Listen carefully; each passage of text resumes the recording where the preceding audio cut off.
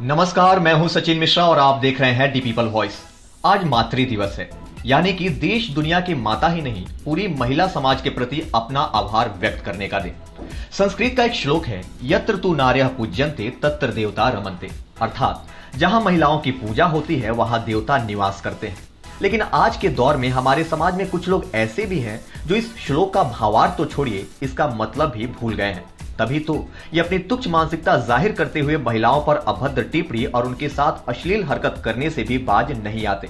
जी हां, एक ऐसा ही संगीन मामला सामने आया है बिहार की राजधानी पटना से, जहां बिहार के राष्ट्रीय बेसबॉल खिलाड़ी तथा राजद और जाप पार्टी की पूर्व कार्यकर्ता ईशा यादव ने पाटलिपुत्र संसदीय क्षेत्र से भाजपा सांसद रामकृपाल यादव के पुत्र अभिमन्यु यादव तथा उनके संगठन टीम अभिमन्यु के सदस्यों पर गंभीर आरोप लगाते हुए मुकदमा दर्ज कराया है। ईशा यादव के आरोप के अनुसार उन्हें लगातार पिछले 2 वर्षों से सोशल साइट के माध्यम से परेशान किया जा रहा था। आए दिन टीम अभिमन्यु से जुड़े लोग उन्हें जान से मारने की धमकी, उन पर अभद्र टिप्पणी और कई तरह के अश्लील हरकत करते रहते थे, जिसे लेकर ईशा यादव ने स्वयं अभिमन्यु यादव से भी इसकी शिकायत की, लेकिन उन्होंने इस पर कोई प्रतिक्रिया नहीं दिया। आखिर में तंग आकर ईशा ने पटना पुलिस से मदद की गुहार लगाई है। आपको बता दें, ईशा यादव हमेशा से ही सोशल मीडिया के जरिए राजनीति तथा राजनीतिक मुद्दे पर अपनी स्वतंत्र विचार रखती रही हैं। इसी कड़ी में उन्होंने कई बार टीम अभिमन्यु से जुड़े लोगों पर भी गैर कानूनी कार्यों में संलिप्त पाए जाने पर भी सवाल पूछती रही हैं। आपकी जानकारी के लिए बता दें कि टीम अभिमन्यु पटना तथा आसपास के इलाकों में अपनी मददगार छवि के लिए जाना जाता है। ऐसे में टीम अभिमन्यु का यह दूसरा पहलू चौंकाने वाला है। ऐसे में पटना पुलिस को इस घटना को गंभीरता से लेते हुए बिना किसी दबाव के निष्पक्ष जांच करनी चाहिए, क्योंकि यह मामला केवल ईशा यादव से नहीं बल्कि समाज के अनेक महिलाओं के सम्मान से जुड़ा है। दी पीपल वॉइस के वरीय संवाददाता सोनू बर्नवाल ने जब अभिमन्यु यादव से इस घटना पर उनका पक्ष जानना चाहा तो उन्होंने इस पर कोई प्रतिक्रिया नहीं दिया। लिहाजा ऐसे में प्रश्न उठता है कि जब टीम अभिमन्यु की छवि साफ सुथरी है तो फिर अभिमन्यु यादव मीडिया से दूरी क्यों बना रहे हैं।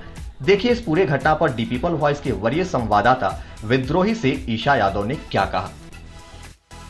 नमस्कार, द पीपल वॉइस में आपका स्वागत है। अभी हम पटना के लोहानीपुर में खड़े हैं और आज हमारे साथ में है ईशा यादव।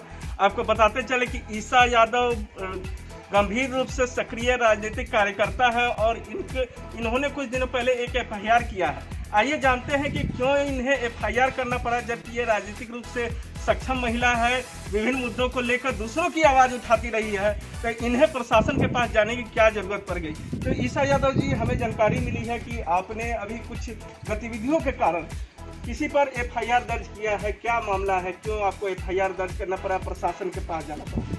मामला बहुत ही सिंपल है। मैं एक विपक्ष की नेता हूँ और पक्ष पे सवाल करना मेरे राइट्स बनते हैं।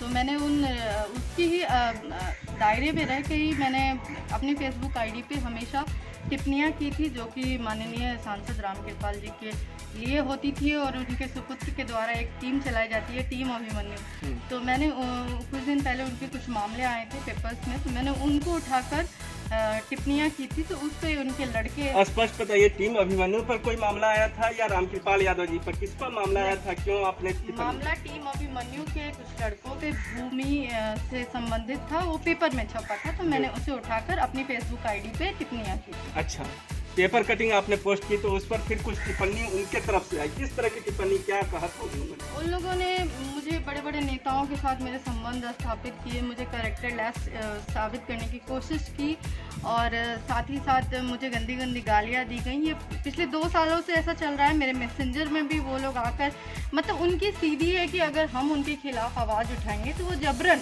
गाली दें या किसी भी तरह वो मेरी आवाज़ को दबाने की कोशिश कर रहे थे।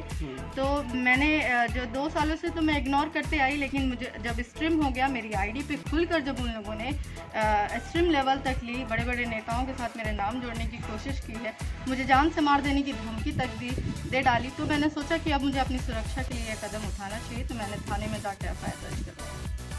एक राजनीतिक कार्यकर्ता होने के नाते आप विभिन्न पार्टियों से भी जुड़ी गई हैं। पहले हमने सुना कि आप राजद में थी, तो राजद में जब आप थी, आपने अपने वरीय नेताओं को बताया, तो क्या वहाँ से कोई सहायता नहीं मिली? कुछ इस पर है सो उन लोगों ने विपक्ष से बात करने का प्रयास नहीं किया ताकि इस तरह की टिप्पणियाँ रुक जाए?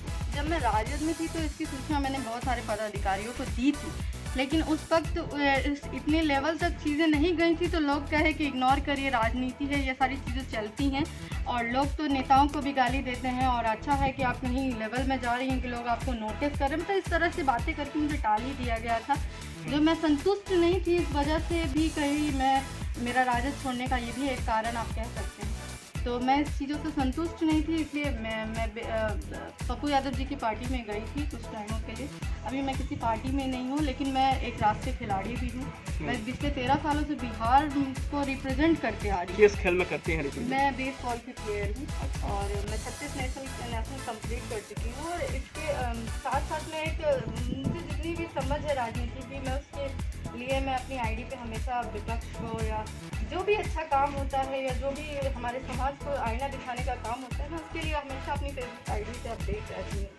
बस इन्हीं सब चीज़ों को मुझे रोकने के लिए बलपूर्वक पिछले 2 सालों से ये कोशिश की जा रही थी, जिसकी सूचना मैंने अभिमन्यु यादव जी को फ़ोन करके 2 बार दे चुकी हूँ। पिछले 4 महीने पहले दी थी मैंने ये सूचना, और उसके पहले भी मैंने ये सूचना दी थी। जब आप उस टाइम कोई पहल नहीं करते हैं, और जब मैंने कल जान से मार देने की और ये सारी टिप्पणियाँ जब अपनी को, तो विगत कुछ सेकंड में उन्होंने मुझसे 4 से 5 कॉल किए। जब बात उनकी आंच पर आई तो उन्होंने मुझे कॉल कर दिया। तो मैंने बैकफुट जाकर मैंने उनका कॉल रिसीव करना उचित नहीं समझा, क्योंकि मैंने सोच किया था कि मुझे अब कार्रवाई करनी है।